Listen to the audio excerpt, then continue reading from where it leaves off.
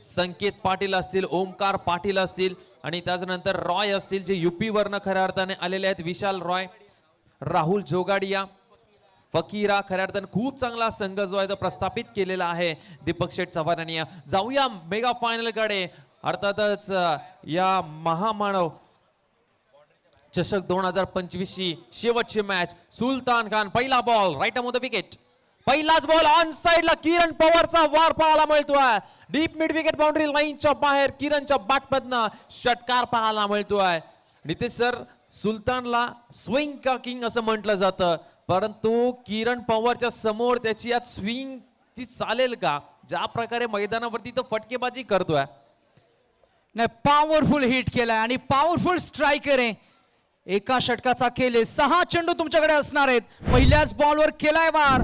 आल्यात 6 धावांचा एक मोठा षटकार. Next ball full toss, got the treatment, another hit and that should be another 6 as well.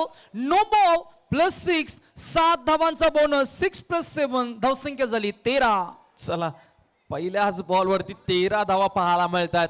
किरण पवारचा वार आपल्याला पाहायला मिळतोय. सावळ्याचा हा खेळाडू आज मात्र सीबीडीच्या या राजीव गांधी स्टेडियम वरती आपलं अभिराज्य गाजवत असताना. चला, पुन्हा एकदा प्रहार केलाय. चेंडू हवेमध्ये, फ्री हिटचा बॉल असणार आहे हा.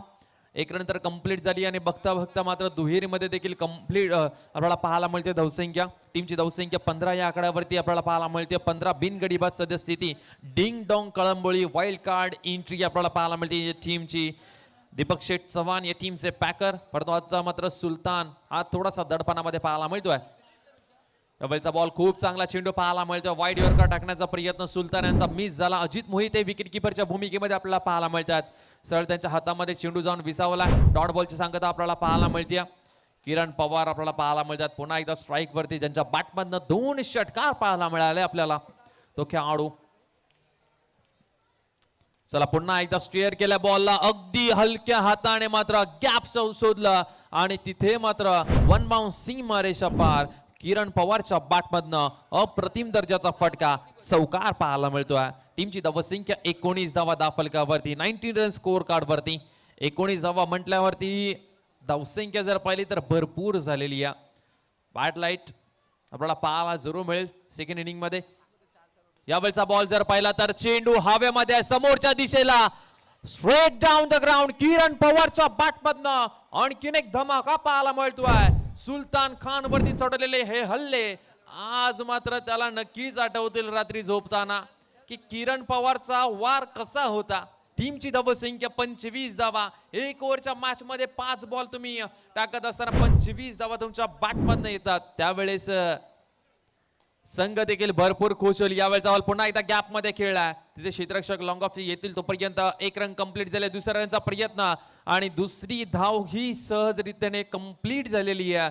अशा रीतीने जर पाहिलं 1 ओव्हरचा खेळ संपला, पहिल्या इनिंगचा खेळ संपला. टीमची धावसंख्या 27 आणि किरण पवारची बॅटिंग आवडली असेल तर एकदा जोरदार टाळ्या. 1 ओव्हरच्या मॅच मध्ये 27 रन्स. काय बॅटिंग केली किरण पवारने, अप्रतिम दर्जाची बॅटिंग. थँक्यू.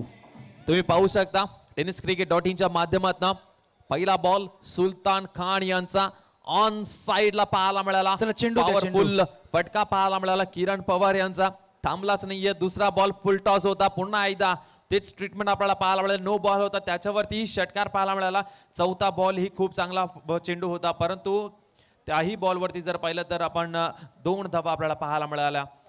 त्याच्यानंतर वाईड यॉर्कर हा एक बॉल चांगला होता सुलतानचा. त्याच्यानंतर मात्र डीप एक्स्ट्रा कव्हरला फिल्डर नव्हता.